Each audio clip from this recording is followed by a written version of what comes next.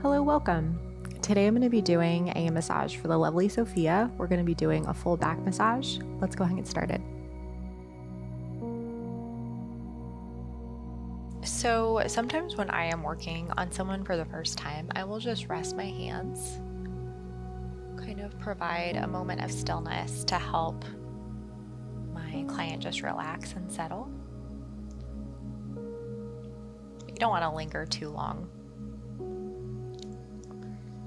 And I'm going to go ahead and do a stretch for the spine. I'm just going to press on that sacrum, tilt the pelvis a little bit to open up the low back a little more.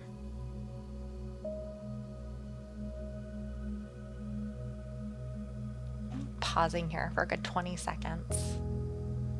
Taking my time.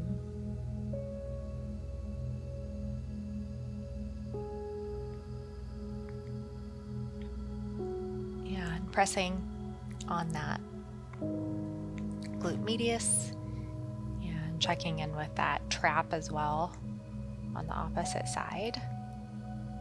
Doing some very general work here.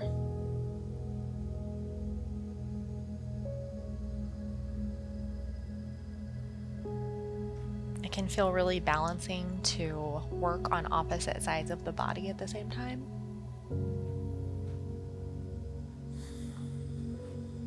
And not losing contact with my client as I change position.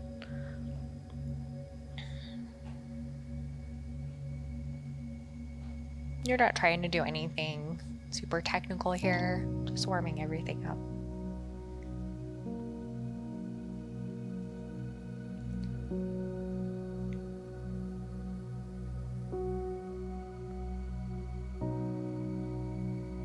And so that's, kind of the most basic warm-up that I would do on anybody. I'm going to continue with the warm-up with some oil. And just sometimes to remind myself, I'm going to do a more medium pressure today, so using a little bit more oil than I might if I were doing a really deep massage.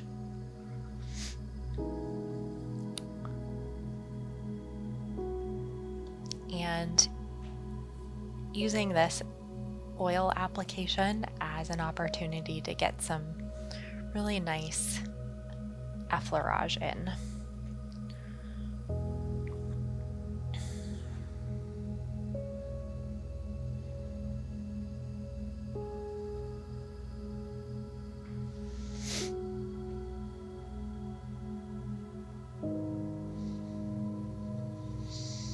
Effleurage is really great for the connective tissue and the nerves, more so the nerves.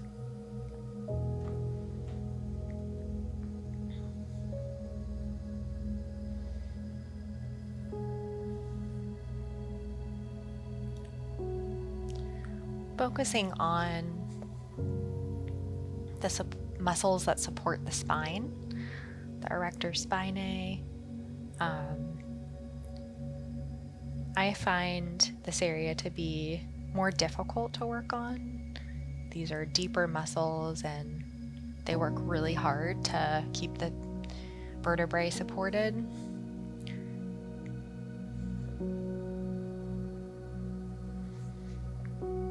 Just trying to get a sense of how things feel from right to left, areas that I need to focus on a little bit more. Whenever I'm doing this effleurage, it feels really good to just let these strokes be relaxed and broad. It feels better typically to pass over that iliac crest than to stop short of it. Can help the hips to just soften a little more. But you don't want to do anything your client's going to be uncomfortable with. I always ask. I'm usually working on clients that are draped. It's a little different.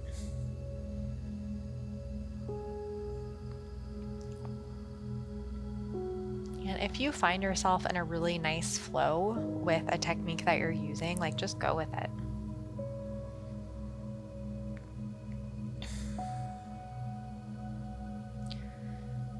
because Sophia is very small framed, and she doesn't have much fat on her body, I'm really being conscious of keeping my fists super soft so that I don't pass over any bony structures in a way that's going to feel uncomfortable.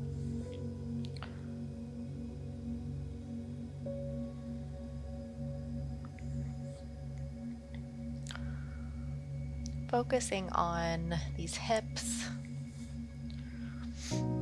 at the end of that effleurage stroke.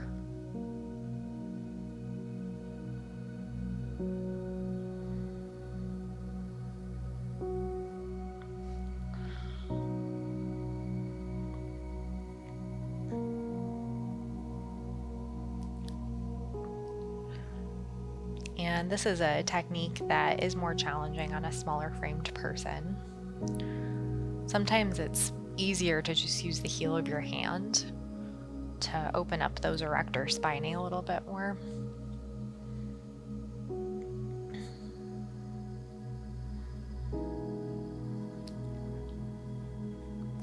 And it's perfectly okay to just kind of change things up if you feel like the technique you're using in the moment doesn't feel effective.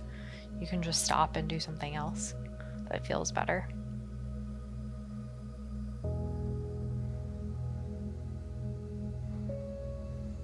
With enough experience, though, you kind of just know what techniques are going to work for certain people and which ones aren't.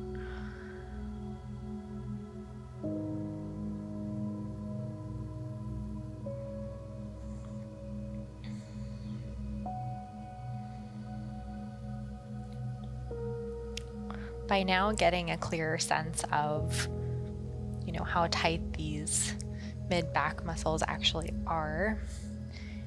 And it's a little bit awkward with the camera to do this technique, but I'll do the best I can.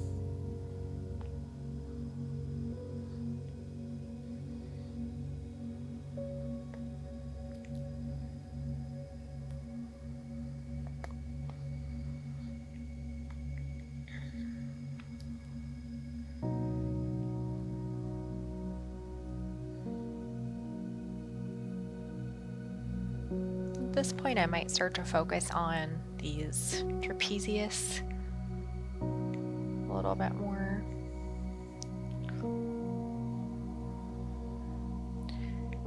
And just because it's easier to show, I'm going to do the rest of this massage on the right side.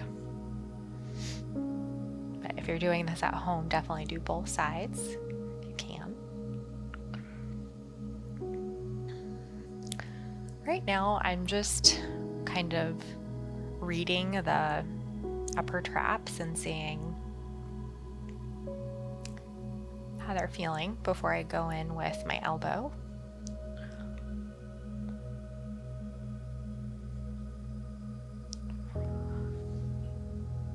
I did use a fair amount of oil, so just picking up that extra oil on my forearms and my elbow.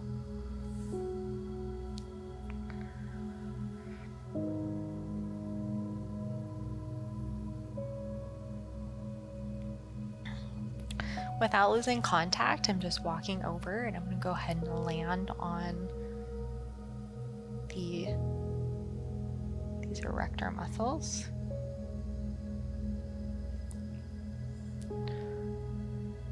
And sometimes it can honestly feel really good if you just pause and really allow that broad pressure to sink in to those long muscles that support the spine.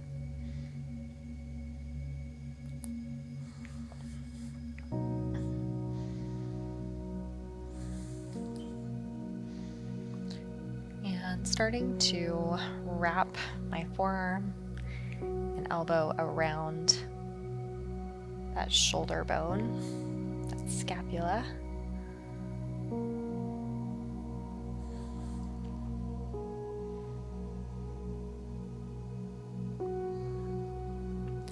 It might look like I'm working on top of the scapula, but I'm just tracing my elbow and forearm around that shoulder bone, moving deeper into that upper trap.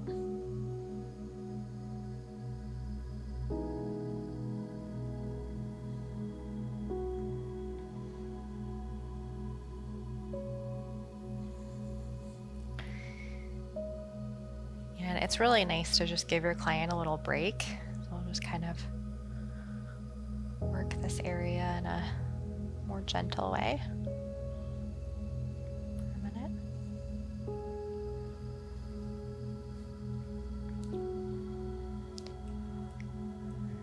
And I might even just work on these rhomboids a little bit closer to the spine, work my way back in towards that upper trap.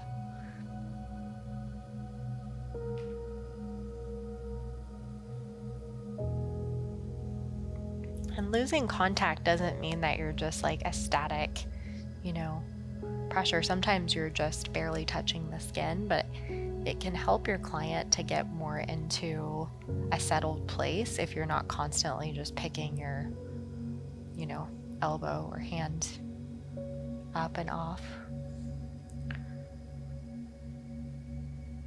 And at this point, if my client is doing well and they want deeper work, not necessarily super deeper, start to linger a little longer and offer a little bit more pressure.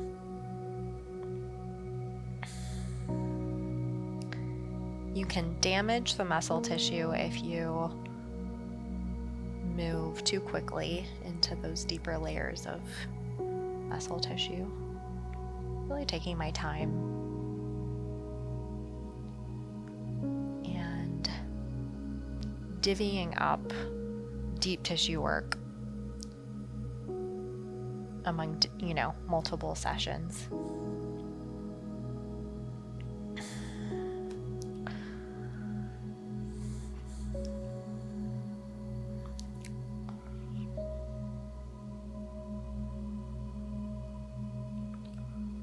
And always just this good old effleurage stroke along the spine feels so good after that deeper work.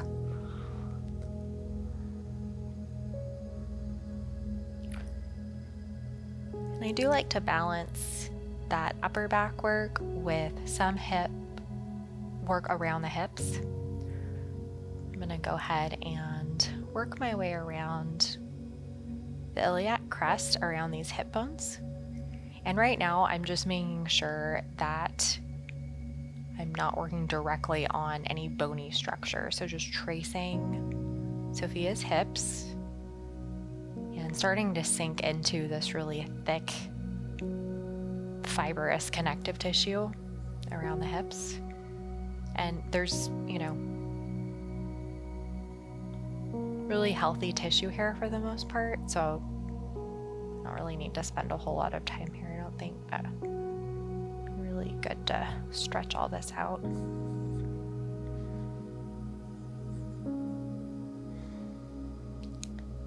And I'm going to work my way back up the back, focusing on the lats.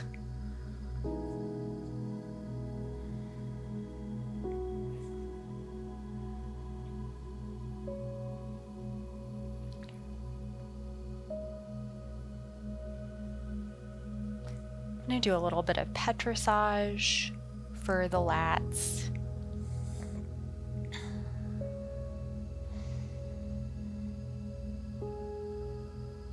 I like to go pretty slow when working on this big superficial muscle. Just really kneading everything nice and slow.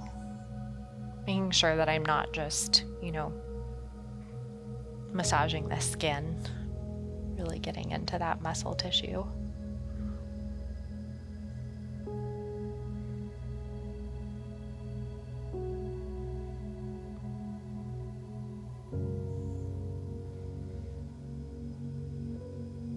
Make sure that you're, working towards the armpit a little bit. Working on the teres minor and major.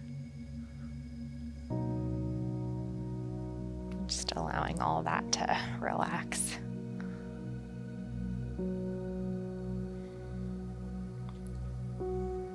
You can go as fast or as slow as you want when you're doing pet dressage. And it can change depending on the area that you're working on.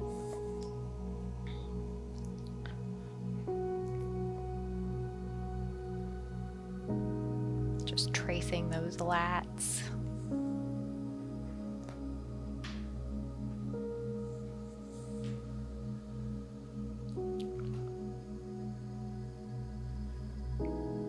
And I'm going to run my fingers along the spine, just encouraging all of this connective tissue to stretch and relax in a way that's really healing for the vertebrae.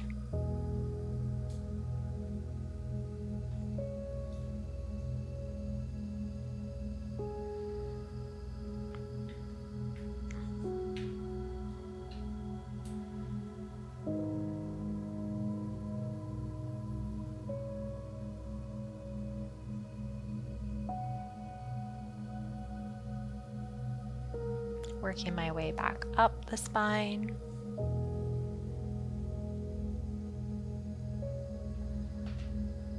Making sure that I'm using stacked hands so I'm not overstressing my fingers.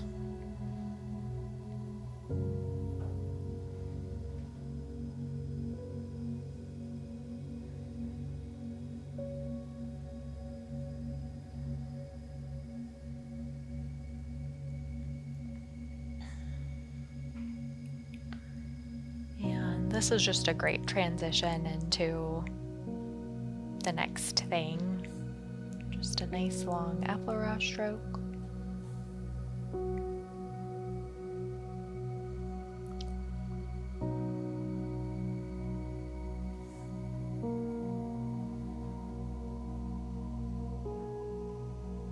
And I do like to just follow that upper trap as it narrows into the neck. Just really bringing that neck into this full back massage and encouraging everything to relax, work together.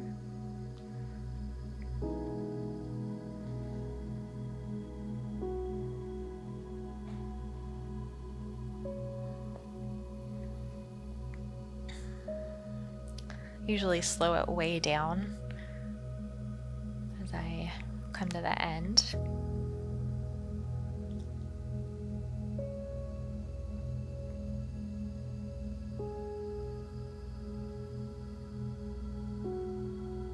Do just one last pass around these hip bones.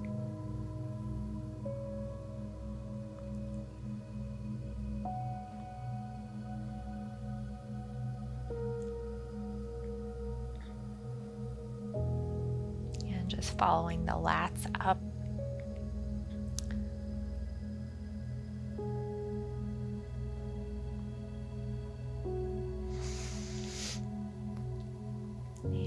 That is all for today.